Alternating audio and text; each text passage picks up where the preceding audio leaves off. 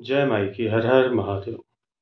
कल 12 नवंबर, कल भैरव महाराज का प्रकट दिवस है।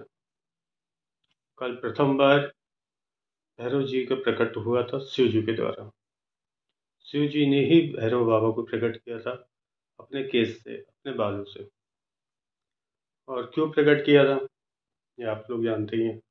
माँ सती हुई थी तो इतने रुद्र रूप में आ गए थे, उन्होंने अपना एक बाल की जटा को तोड़ के फेंका और उससे भैरव महाराज प्रकट हुए, जिन्होंने जाके माँ पार्वती के पिता का सर काट दिया था। तो भैरव महाराज स्पेशली हैं क्या? भैरव महाराज एक प्रकार से शिव जी का ही एक रूप है, और उनको शिव जी ने उसके बाद से जितनी भी माता के रूप हैं सबके साथ कोई ना कोई एक भैरव है, सबके साथ एक शिव है, चाहे वो 9 दुर्गा माता हो या 10 महाविद्या के होता है, सिवाय धूमावती माता के छोड़। तो कल उनका प्रकट दिवस है और उनकी पूरी कृपा पाने के लिए बहुत ही आसान तरीके से आप पा सकते हैं। देखिए, कलयुग में भैरव महाराज का भी बहुत असर है, बहुत असर है।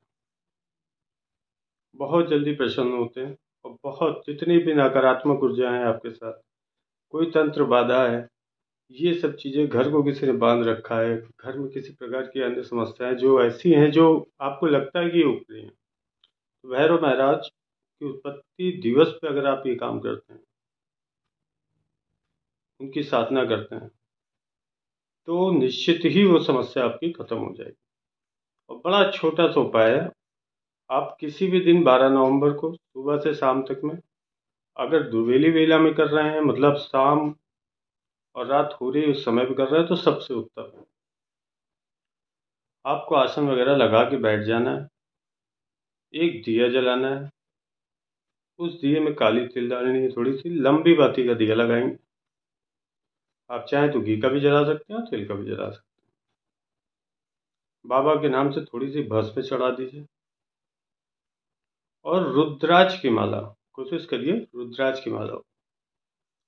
अगर रुद्राक्ष की माला नहीं है तो आप उसको उंगली पे भी काउंट करके आप कर सकते हैं, लेकिन कम से कम 108 बार ओम श्री भैरवाय नमः, ओम श्री भैरवाय नमः।